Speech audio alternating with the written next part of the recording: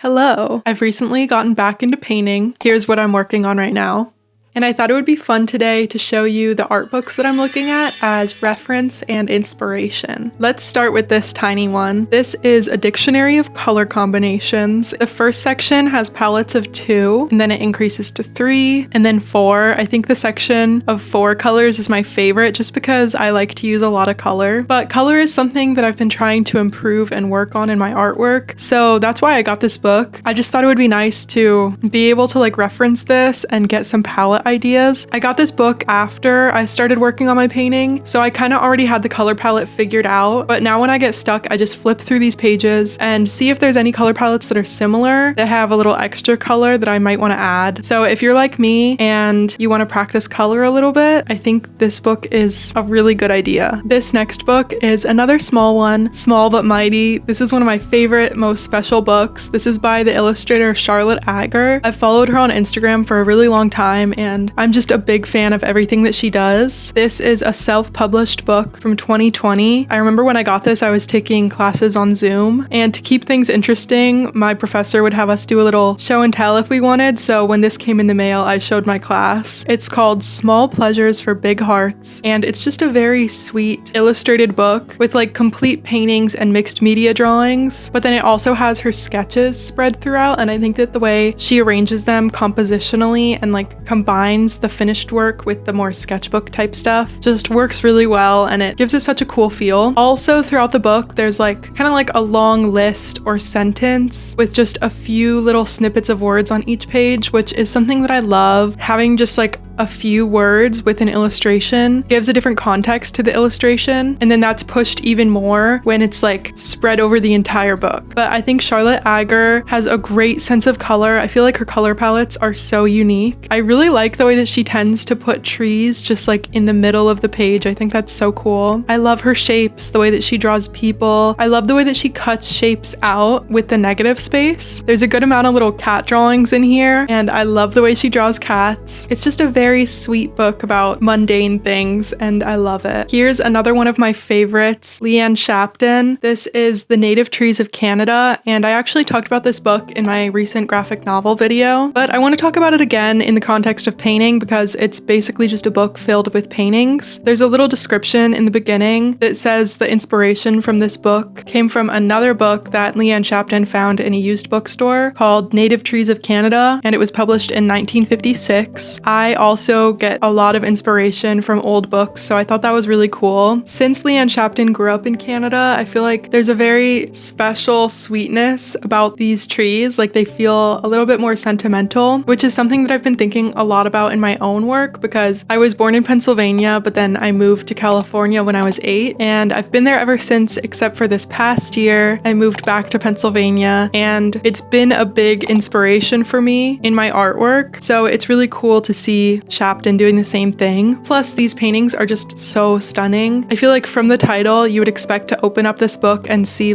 full trees because it's called The Native Trees of Canada, but the way that she depicts the trees is mostly through their leaves, and they're a little bit abstracted, but then they still are so descriptive. I really like the way that she puts the name of each type of tree in the bottom corner. It makes it feel like a scientific log, but I love the looseness to these paintings, the bold colors, the funky shapes. It's just very inspiring. Here's another classic, one of my favorites, David Hockney. This is my first David Hockney book. I always check his books out from the library, but I thought it was time to have one in my collection, and if you're in the same boat, I think this is a really good one to have because it catalogs a lot of his artistic career, because Hockney's early work is very different than his later work. It's a little bit more naive. It has a completely different color palette, so I think that's really cool to look at all in one place. I also love seeing all of his different styles and interests because it's a nice reminder that it's okay for my style to change. I feel like a lot of times as artists, we think that we need to pick a style and that's it forever. As David Hockney shows us, that's not true. This book has his more experimental stuff, with funky perspective or collages, or the kind of paneled pieces. But then it also has his still lives, his dachshund paintings, which I think are awesome, that his dogs are such a muse. And he's just someone someone that uses so much color, which is another great reminder that color is okay. I tend to use a lot of color, and sometimes I feel like I need to tone it down and be more sophisticated, but you can actually make it work. So if you're looking for a book on David Hockney, this is the one to go with, I think. Next up, Fairfield Porter. This is an artist that I've admired for a long time. In high school, I did a copy of one of his paintings. It was this painting of a girl, and I always thought that she looked like me. I think that's why I picked that one. I actually don't think I finished the painting, but I do remember it was a fun process to try and recreate. But I'm really drawn to Fairfield Porter's paintings right now because I feel like they have such a similar feel to Pennsylvania. All of the landscapes and interiors that he paints feel very nostalgic. The people in his paintings feel like old family photos, like a distant relative. I love his colors and the simplification of shapes. Also, I got this book at Barnes & Noble for half off. Every year after Christmas, they do 50% off hardcovers. I used to work at Barnes & Noble, so if you're looking for art books, keep that in mind. But yeah, I just love the way that Fairfield Porter paints. I love his subject matter. The looseness and his brush strokes is something that I would really like to think about more in my own work. I would just love to loosen up a bit like this. Then thinking about landscapes, I went to the library and I got an Edward Hopper book because he's just so good at landscapes. And his paintings have such a specific mood of loneliness. I don't think that my work is lonely, but it's cool to dissect his paintings and figure out what about them is conveying that emotion and then see how I can do a similar thing with whatever emotion I want to portray. I love the type of architecture that he paints. It's just so stunning. I also love the way that he combines architecture and landscape, like more rigid buildings with the natural grasslands and stuff. He's also really good at simplifying certain areas and then giving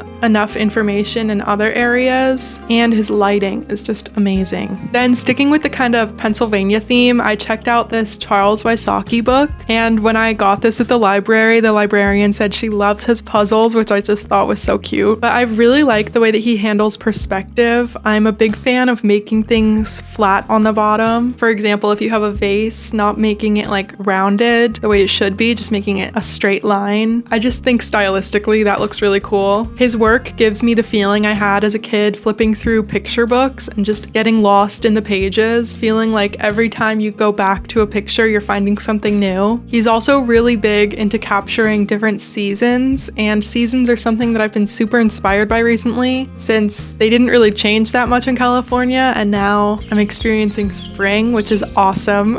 Another library book, Bonnard. His paintings just have such a great mood. I love the way that he creates pattern using different brush strokes, and I also like how a lot of areas of the painting are kind of low contrast. I was looking at this still life a little bit while painting my own still life. I also do want to get more into landscapes, and I really like this one. I think the background colors behind those trees are just so cool. And again, he's someone that keeps such a looseness in the final painting, which is something I really admire. I especially love this painting because I think the shape of this lady's head in the front is so funny. I, of course, got a book on Monet. This is his Years at the Garden, which I was drawn to because it has a more personal element. And again, since I'm trying to work on my brush strokes, Monet is a great example to look at. I love the way that some of these paintings are more abstract and then others are more representational, but all of them you can tell the source of inspiration. I'm a big fan of this poppy painting. I think the colors and the composition are just so cool. Another one that's like, how could I not pick this up? Matisse. Matisse is so inspiring to me because I always think about that picture of him laying in bed with the long stick paintbrush. That's just the kind of dedication that I want to have. And he's another one that experiments, like he has his collages and the paintings, and I think that's so cool. But it was actually one of his still lives in this book that pushed me to add more to my current painting. Before, it was just going to be the plant, and it was fine, but I kind of like to have a lot going on in my artwork. So once I saw this one painting with a bunch of color and pattern, I was really inspired to add some more stuff in mine. So I added this little encyclopedia of organic gardening and a cardinal painting because my grandma really loved cardinals. photos. And she also loved gardening. So it's kind of like a nice little portrait of my grandma now. Speaking of my grandma, I also have her old perennials book. I wanted to share this as a reminder that art books can be anything that you find inspiring. It doesn't just have to be full of paintings and drawings. Flower and gardening books are great because they have lots of pictures, which are good for reference photos and even color palette inspiration. But yeah, I just wanted to throw that in there. Then we have this big one, America's Glorious Quilts. Quilts are so inspiring in terms of painting, and if you're not looking at them for ideas, it's time to start, especially the Amish quilts. I feel like they're basically the color combination dictionary. Amish quilts are just so like geometric and color blocked, and the color combinations are really cool. Quilts also combine pattern in such unique and interesting ways that I would never expect or think of doing. And this is an awesome book that I got at a used book sale for a pretty good deal, so I'm really happy about that. And it has like big full color pages, and it covers a lot of different types of quilting, like American folklore, crazy quilts, Amish quilts like I mentioned. I'd be really interested to know what art books you've been looking at recently for inspiration. I think those are my main ones for right now. I'm gonna get back to painting. Thank you so much for watching and hanging out with me, and I'll see you next time. Bye!